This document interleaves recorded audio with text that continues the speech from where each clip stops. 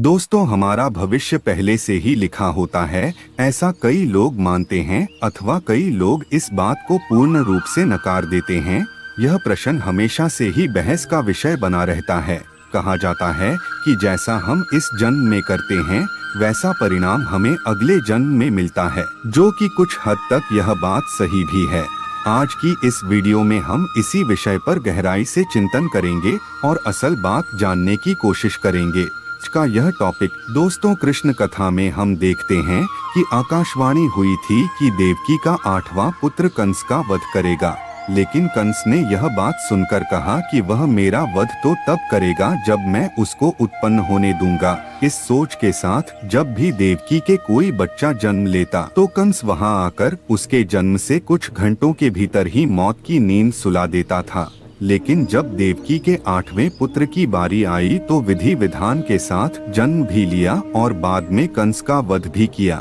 ऐसा इसलिए हुआ क्योंकि कंस की मृत्यु की भविष्यवाणी हो चुकी थी। साथ ही कंस के जन्म से ही लिख दिया गया था कि उसकी मृत्यु कैसे होगी और किसके हाथों होगी। यही नहीं दोस्तों, इस संसार में जो भी मनुष्य जन्म लेता है उसके बारे में भविष्य पहले से ही लिख दिया जाता है। मनुष्य का जन्म कैसे होगा, कौन सी जगह होगा और उसके जीवन में कौन कौन सी परेशानियां आएंगी, यह सब विधि का विधान है और इसे चाह कर भी नहीं बदला जा सकता।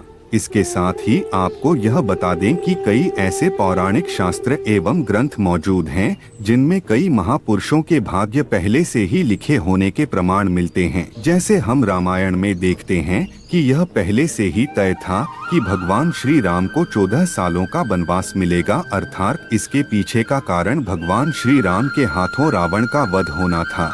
इससे आप ही सोचो कि अगर माता कैकेयी मंथरा के बहकावे में ना आती, ना ही श्री राम को माता सीता के साथ वनवास के लिए जाना पड़ता, तो सोचिए रावण का वध श्री राम के हाथों कैसे संभव होगा।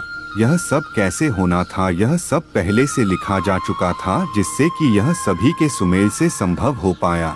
इसी तरह हर एक प्राणी का भाग्य लिखा जा चुका है। हम सब नाटक के छोटे से पात्र हैं जिनका किसी न किसी उद्देश्य के चलते इस संसार में जन्म हुआ है। लेकिन यह बात भी गलत नहीं है कि आपकी किस्मत आपके कर्मों पर आधारित है।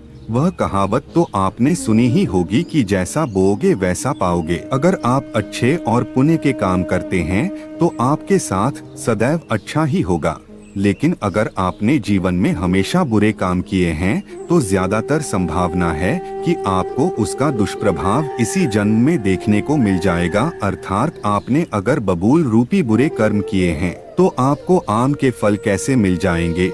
इसलिए हमारे शास्त्रों में हमेशा धर्म और पुण्य के कर्म करने की प्रेरणा दी गई है, क्योंकि यही वह रास्ता है जो हमें इस जन्म मरण के चक्कर से बाहर निकाल सकता है। वरना बुरे कर्म करने वालों को तो भगवान के चरणों में भी स्थान नहीं मिलता। यही नहीं दोस्तों, तुलसीदास जी ने भी इस बात को स्पष्ट रूप से एक चौपाई में कहा है कि कर्म ही प्रधान है, यानी कि जैसा मनुष्य कार्य करेगा वैसा उसे फल मिल जाएगा। इसी के साथ एक यह बात सामने आती है कि पांडु पुत्र अर्जुन के हाथों कर्ण का वध हुआ था। अर्जुन ने कहा कि माधव, मेरे हाथ कांप रहे थे और ये क्या, आपने मेरे अपने ही श्रेष्ठ का वध मेरे हाथों लिख दिया, ये कैसा भाग्य है। तो इस पे श्री कृष्ण ने कहा, हे पांडु पुत्र, मैं कौन होता हूँ किसी मनुष्य को प्रारब्ध देने वाला, ये तो करनी का फल है।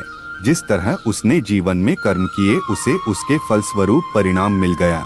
और हाँ, जीवन में किस स्तर पर फूल मिलेंगे या कांटे यह मनुष्य खुद कर्मों के द्वारा तय करता है। श्री कृष्ण ने कहा, तुमने अधर्म के विरोध में स्वर उठाया और धर्म का रास्ता चुना, जबकि कर्ण ने अधर्म का रास्ता। तो ऐसे में मैं क्या कर सकता था, लेकिन फिर भी मैंने उन्हें कई विकल्प दिए, परंतु उसने हर बार दुर्योधन और उसकी मित्रता को आवश्यक समझा। भागवत गीता के इस अध्याय में हमें यह सीखने को मिलता है कि भगवान हमें कुछ अवसर जरूर देता है,